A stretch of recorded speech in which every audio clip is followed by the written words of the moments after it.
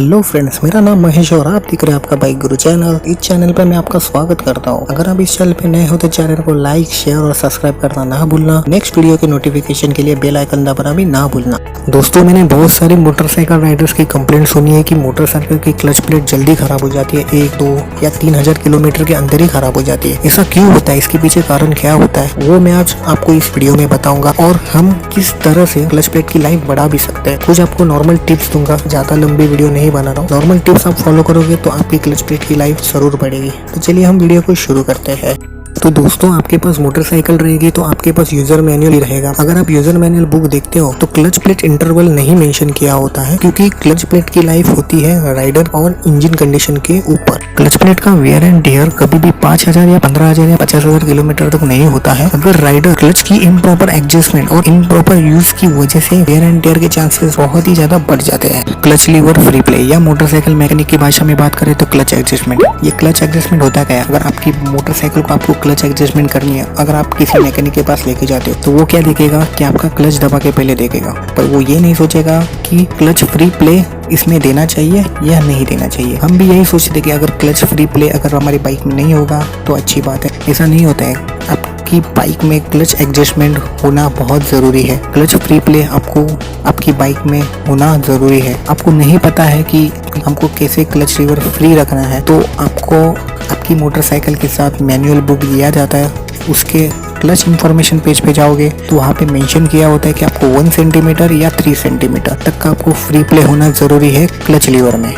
User manual book बहुत ही important चीज़ है। अगर हम उसको अच्छी तरह से पढ़ेंगे तो हम हमारे जो माइंड में जो क्वेश्चंस है वो 50% सॉल्व हो जाएंगे। तो मैंने जो आपको बात बताई कि आपको क्लच लीवर 1 to 3 सेंटीमीटर तक फ्री रखना है। हर एक बाइक का अलग अलग क्लच फ्री आप रख सकते हो, पर नॉर्मली 1 सेंटीमीटर to 3 सेंटीमीटर इसके अंदर ही आप क्लच फ्री रख सकते हो। तो दोस्तों, जब हम नई नई मोटरसाइकिल सीखते हैं ना, तो सीखने के वक्त क्लच के ऊपर बहुत ही ज्यादा प्रेशर पैदा होता है। क्लच, गियर और एक्सीलेटर कैसे यूज करना है राइडिंग के वक्त हमें नहीं पता होता है, तो हम कैसे कैसे एडजस्ट करके मोटरसाइकिल चलाने की कोशिश करते हैं। लेकिन इस वजह से क्या होता है कि मैकेनिकल कैलकुलेशन नहीं हो पाता है इंजन में, तो इसकी वजह से क्लच प्लेट के ऊपर प्रेशर पड़ना शुरू हो जाता है और क्लच प्लेट खराब होने के चांसेस भी बहुत ही ज्यादा बढ़ जाते हैं। मैंने बहुत सारे राइडर्स को देखा है कि क्लच दबा के ज्यादा राइड करते हैं ट्रैफिक में। तो एक बंदा था कि मैं उसको देख रहा था कि ज्यादा क्लच यूज कर रहा है जब राइड कर रहा था। मैंने उसको पूछा, आप क्लच क्यों ज्यादा यूज कर रहे हो आप राइडिंग के वक्त?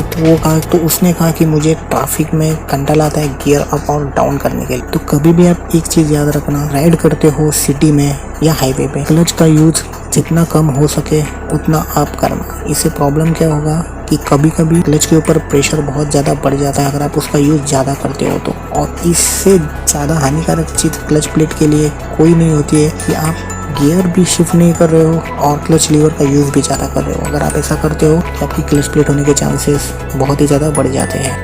ये जो पॉइंट है ये बहुत इंपॉर्टेंट पॉइंट है। अगर हम ढलान पे हो या चढ़ान पे हो, समझो हमको कोई कॉल आ जाता है या हमारे दोस्त से किसी से बात करनी है, तो हम क्या करते हैं कि हमारे बाइक का ब्रेक यूज़ नहीं करते हैं। रियर ब्रेक हम प्रेस करके नहीं रखते, ढलान हो या चढ़ान हो। हम क्या करते हैं कि बाइक का फर्स्ट गियर डाल के उसे छोड़ देते हैं। इससे प्रॉब्लम क्या होता है कि क्लच प्लेट के जो कंपोनेंट्स होते हैं वो चिपक जाते हैं और इससे क्या होता है कि घर्षण होने के चांसेस बढ़ जाते हैं। और आपने कभी ये नोटिस भी किया होगा, अगर आप चढ़ान पे हो या ढलान पे हो, अगर आपकी बाइक फर्स्ट गियर पे रहेगी तो बाइक कभी कभी अचानक झटका भी देती है। ऐसा क्यों करती है गाड़ी? इसके पीछे एक रीज़न है, रोटेशन शाफ्ट होता है। रोटेशन शाफ्ट मतलब क्या होता है कि आपकी गाड़ी का रोटेशन जो होता है क्लच प्लेट का वो आधा अटक जाता है। तो आधा अटक जाने की वजह से अचानक से धक्का लगने से वो कंप्लीट हो जाता है। तो इससे क्या होता है कि क्लच प्लेट के साथ साथ आपके इंजन के भी प्रेशर आना शुरू हो जाता है। तो ये गलती आप कभी मत करना कि आप अगर चढ़ान या ढलान पे हो तो गाड़ी का ब्रेक यूज़ करके आप उसे रोक के रखें, ना ही उसको गियर में डाल के, क्योंकि इससे इंजन के ऊपर भी प्रेशर पड़ेगा और क्लच प्लेट के ऊपर भी प्रेशर पड़ेगा और इससे क्लच प्लेट के चांसेस 70% खराब होने के पड़ जाते हैं।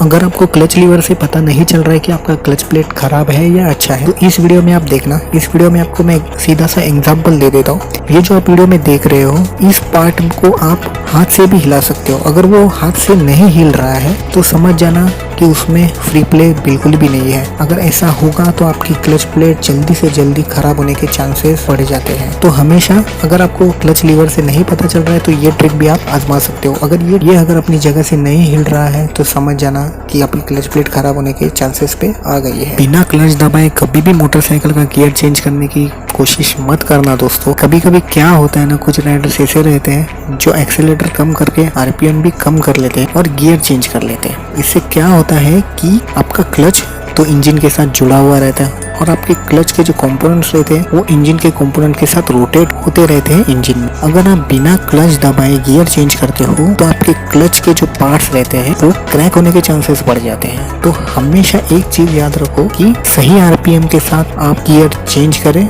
क्लच को दबा के। अगर आप ऐसा नहीं करते हो तो बाइक का क्लच 2 या 1,500 किलोमीटर के अंदर खराब हो जाएगा।